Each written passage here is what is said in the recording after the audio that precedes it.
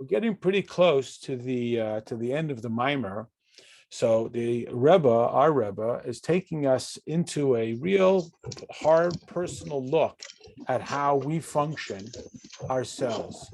And as we've talked about before, we are a combination of our essential identity and then how that identity plays itself out. To use the Kabbalistic terminology, it is the essence of our neshama, and then it is the garments. And the garment metaphor is going to be developed in this chapter. So just to reset the framework, and this is how a mimer works. It takes a literal story, and then it sort of rolls it out to become a framework for understanding something beyond just the narrative. So there were two separate stories, one in the Chumash and one in the prophets. The one in the Chumash is that as the Israelites recover from the story of the golden calf and they're moving along, singing a song on their way into the land of Israel, they get a little nervous, a little concerned, whatever it is. It doesn't tell us explicitly what prompts them, but they request from Moses to send in spies or scouts to go and scout out the land and see what the deal is.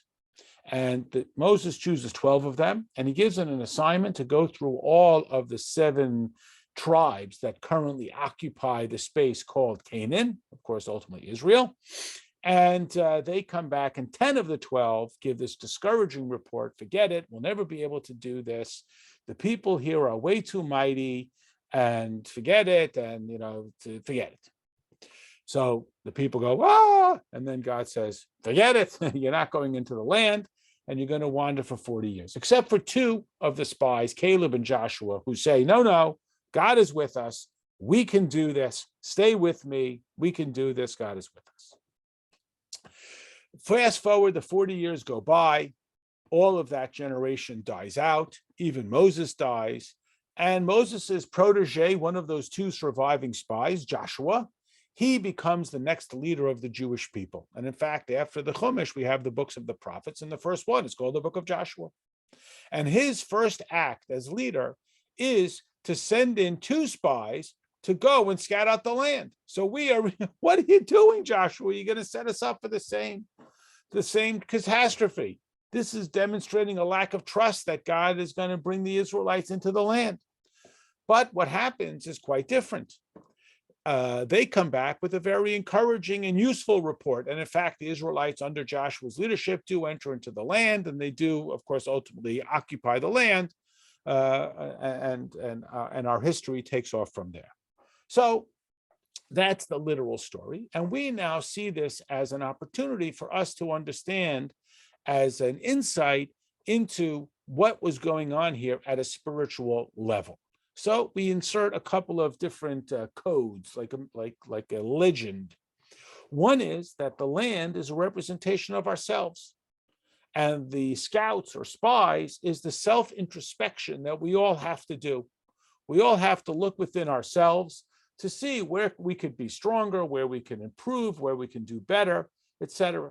This is the role, the obligation, the duty of every individual to do some self-analysis, to look in the mirror and to see, as we would say in Yiddish, where am I holding in life?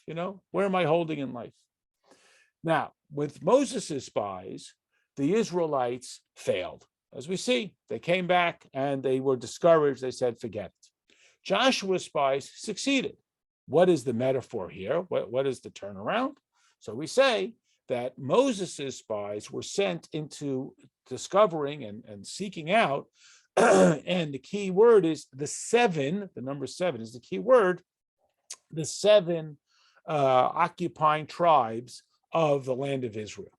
And Joshua's were only there to scout out the 3 perimeter occupying nations, cultures, tribes of Israel. What is this in metaphor?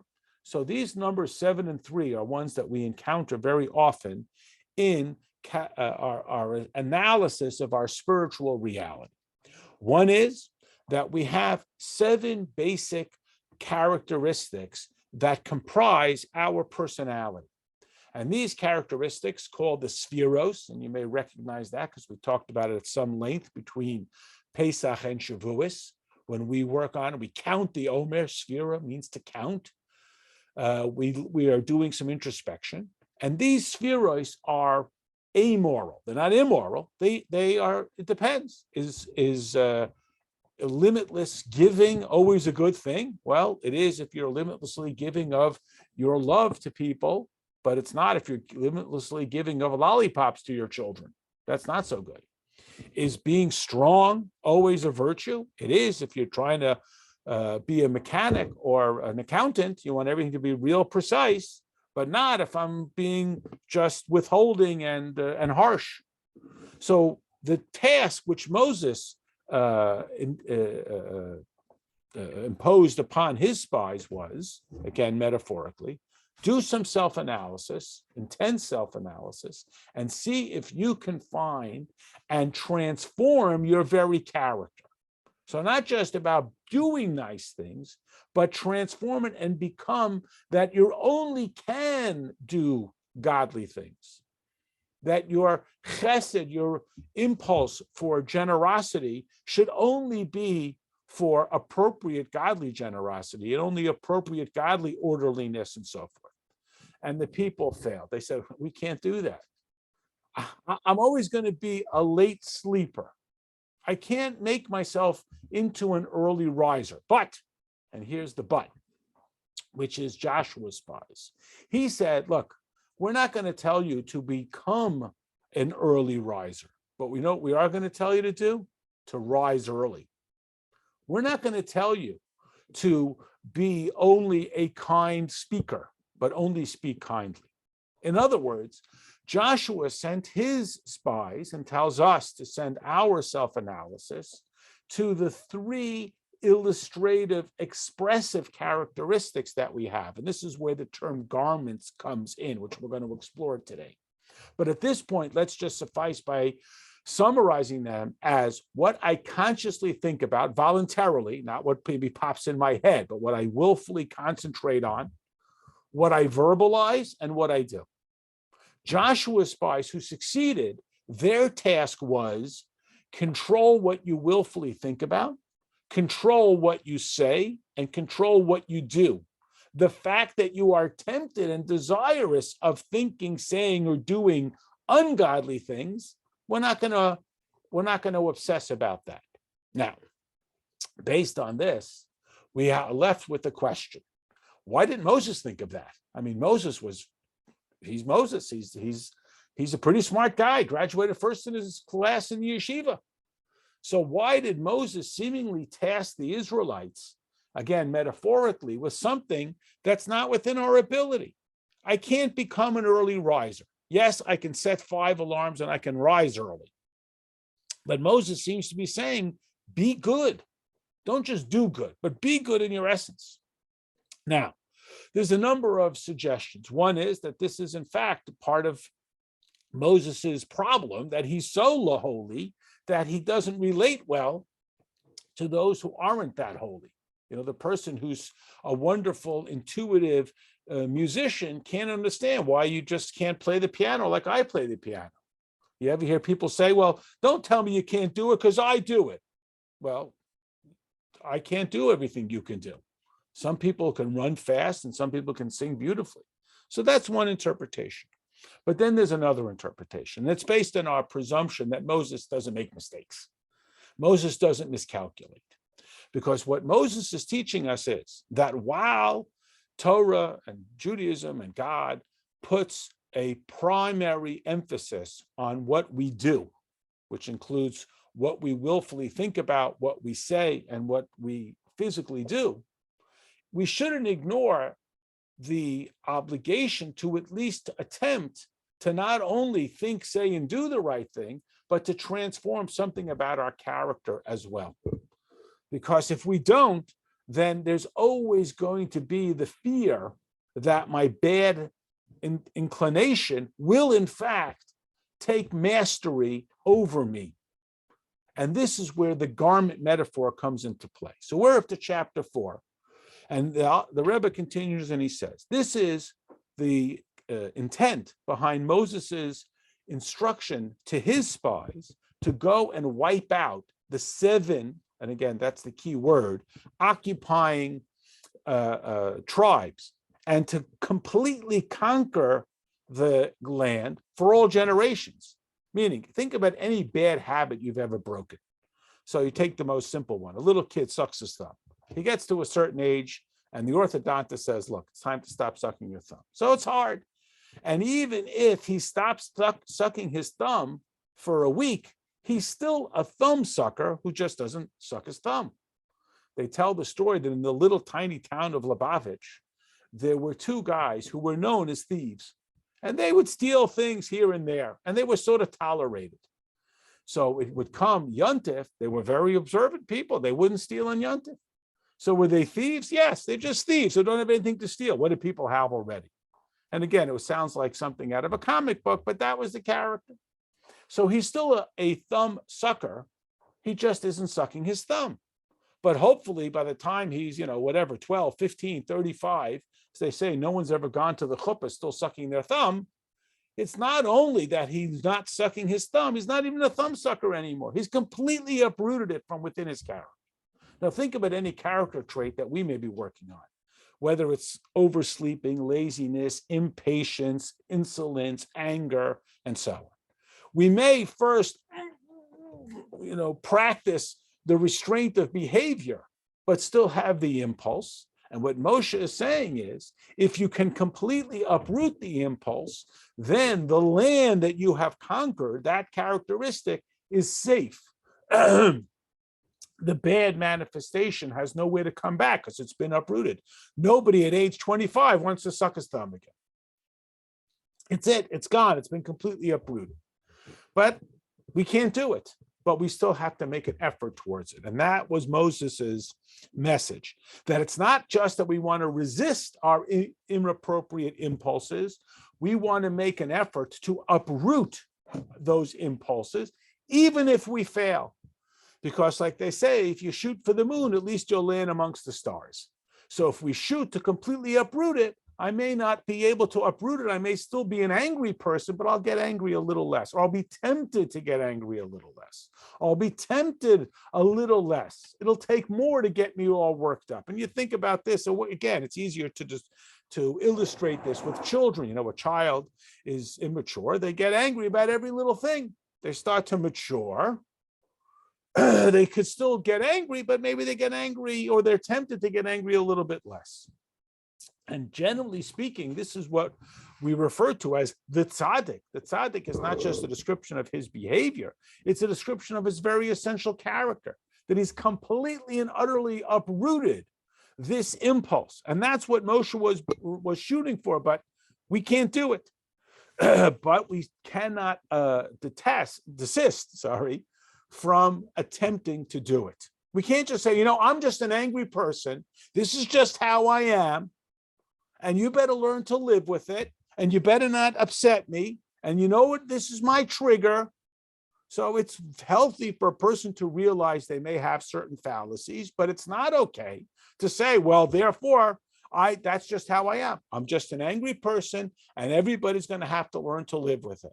Even if I control my anger, everybody has to walk around on eggshells if you've ever been in that kind of circumstance, because I'm an angry person. And even if I don't get angry, I tell it, see, you keep on making me, keep pushing my buttons. So again, before every soul is sent down into this world, God calls him in and says, hey, I want you to swear that you're going to be completely and utterly righteous, not just in behavior, but in character. Well, I can't, but I got to make an effort to do it. And this is why that story that is such a tragic failure when Moses sends in the spies is still recorded in Torah, not just for its historical significance, but for us to remember that there's a value in pursuing the change of our character, not just the restraint of our behavior. Because all of Torah is ultimately an instruction. It's not just a retelling of historical events. And this is an empowerment to each of us, that we can choose not only how we express ourselves in what we think, say, and do, we can even choose to contain and control and shape and mature our very character. And this helps us to pursue that to be exclusively by Hashem.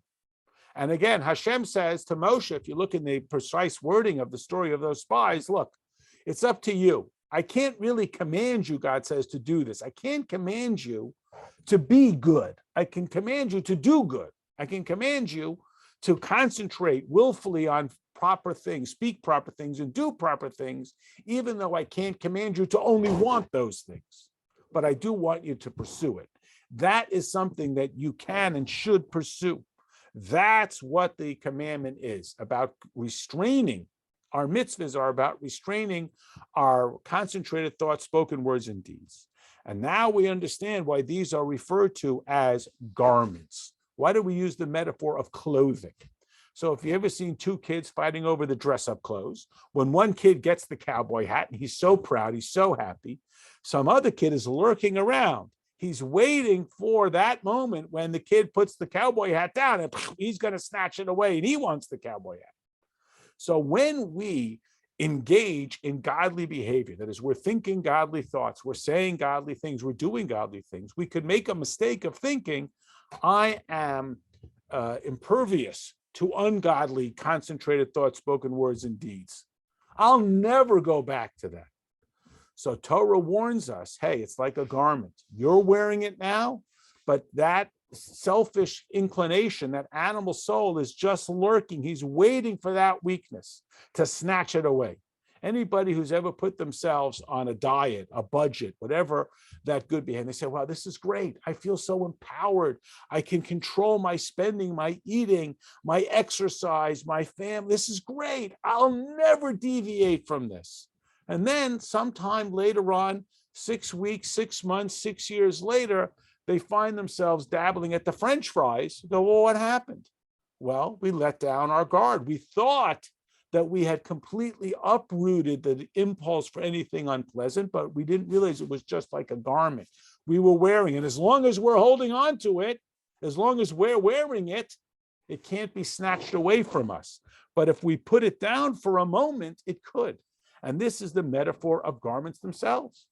Just like we wear garments just for modesty, but it also protects us. But, in the winter, we got to wear a winter coat. And we put it on, but we can take it off. And if we're not attentive, as soon as we just put it down for a minute, boom, our negative characteristics come rising back. And there we are, like I said, at the French fries. So our concentrated thoughts, our spoken words, and our deeds, those are the three that Joshua sent us to go and seek out, to spy out, to learn about, and to refine. Moses says, but don't forget that while, of course, you must restrain your behavior. You can't say, well, I got so angry, I punched him in the nose, and I'll have to punch him in the nose. Not only that, I also want to work on my character so that I don't even get angry anymore. Or at least I get a little less angry, or a little less often. So again, Torah is reminding us we're not only restraining and containing and directing our behavior, what we think about, say, and do, we're also, like Moses, pursuing that level, making an effort to try and restrain our impulse to it as well. All right, we'll stop here. God willing, tomorrow night we'll talk some Parsha. It's going to be Rosh Chodesh tomorrow night. It has some special laws associated with